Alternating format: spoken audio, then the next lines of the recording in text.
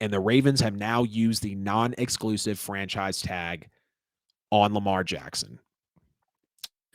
And for everyone wondering, what is a non-exclusive franchise tag?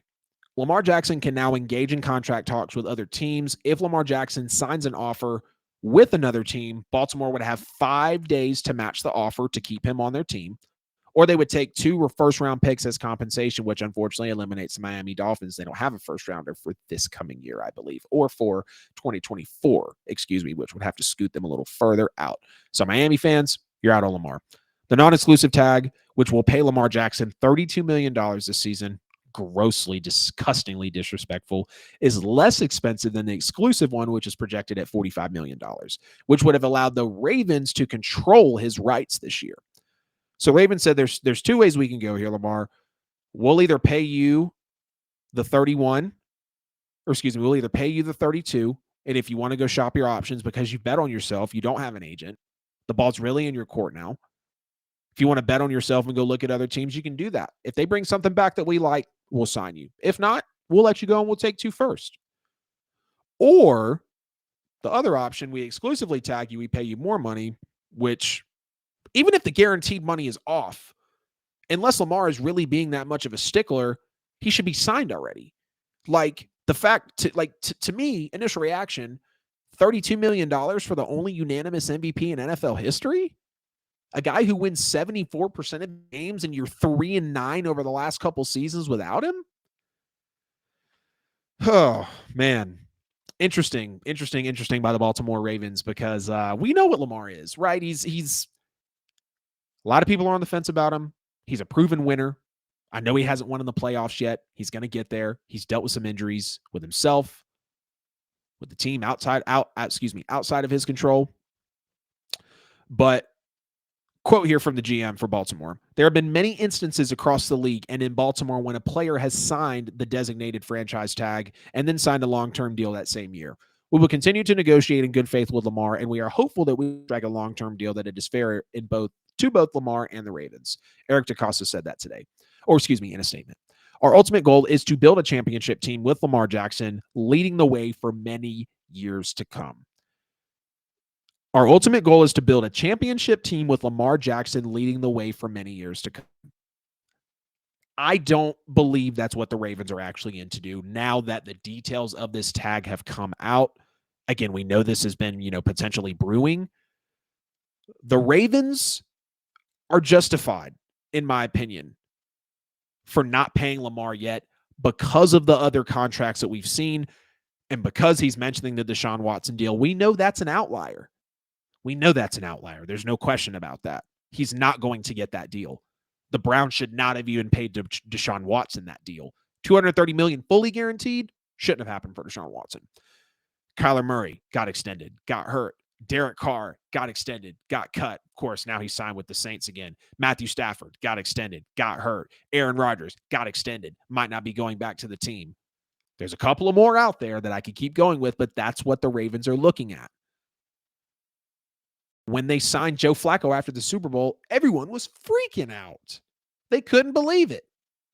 That they had actually signed the guy who just won them a Super Bowl that much money.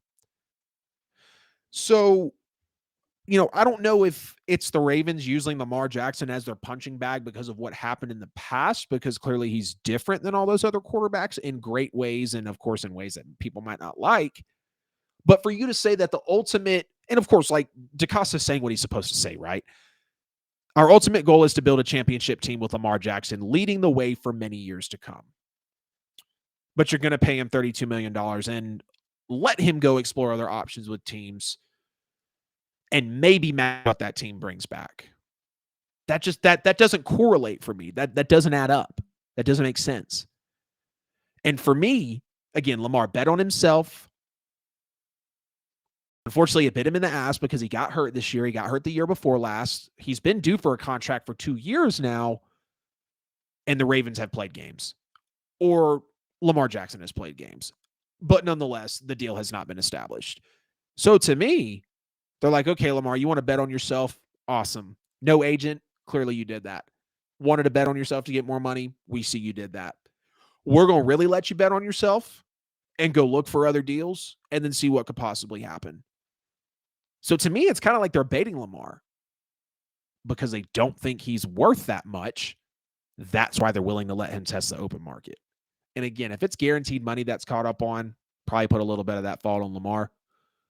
We don't know the things as they come out until we know. It's been very, nugget here, nugget there, speculation, people just wanting him to get signed so bad, people just itching for Lamar Jackson to get the contract, pay him, unanimous MVP, give him the check and let him fill it out, right? Looks like that might not be the case. Now, under the franchise tag with Lamar Jackson, the Ravens and him have until July 17th to work out a long-term deal. If they can't reach it by that deadline, a new deal cannot be signed until after the season. Now, Baltimore has reached multi-year deals with 5 of the 7 players who have previously been franchise tagged by the team. So again, the ball is all the way in Lamar Jackson's court. He bet on himself. He has no agent and he's representing himself. Unfortunately, that really hurt him because he got hurt literally in the season. And now they're giving him the chance to go talk with other teams, and they might match what the other team does, or they'll just take 2 first-round picks, which I think Lamar Jackson is worth way more than that. I get it. The last 2 years of injuries are really, really not in Lamar Jackson's favor. We get that. But for just him to not be signed yet, again, they're justified, but the non-exclusive tag feels disrespectful. Because I think, again, guaranteed money, I think you pay him more, show him that he's worth that much, $45 million, top 5 paid quarterback in the league, Patrick Mahomes money, but you control his rights, which is what would have happened. But I feel like if you would have been able to give him that 45 and would have willingly placed the exclusive franchise tag on him, that might have shown him more. But you're also taking a step back. It can be a double-edged sword. You're also taking a step back and saying, hey, I'll let you do what you want. I'll let you do what you want if you want to do that. We love you. Might not need you. We care about you. But, geez, man. I just, wild, wild, wild. I mean, Geno Smith can get signed. We're going to be talking about him. Daniel Jones can get signed. Derek Carr can get signed. Geno Smith's money, and I never commented as well, and obviously it's out of the Derek Carr clip, but as much as I said we overpaid for Derek Carr, the quarterback market's really about to get reset with Joe Burrow, with Lamar Jackson, with Justin Herbert, with Jalen Hurts. $37.5 million is going to feel like nothing, again, because that's an average of what we're paying out over the years. But I'm still pissed because of the cap hell that the Saints are in, the way it's going to backload. That's why they're where they're at. They had to shop on a Derek Carr type of level. They take on a Derek Carr type player to now potentially get screwed again in 3 or 4 years by mortgaging the back half of his contract. But let me know what y'all think. Get in the comments. Should Lamar Jackson be signed? What do you think about it? Are the Ravens justified? How much should he get paid? Make sure you like the stream wherever you're at. Please, again, my main takeaway, they don't think Lamar's worth that much, clearly. They don't think he's worth that much. They're going to let him go test the market. And if he can get what he wants, great. Go on. We'll take 2 picks, which is even crazier because I don't know if 2 picks is even an actual compensation for Lamar Jackson. But it is what it is.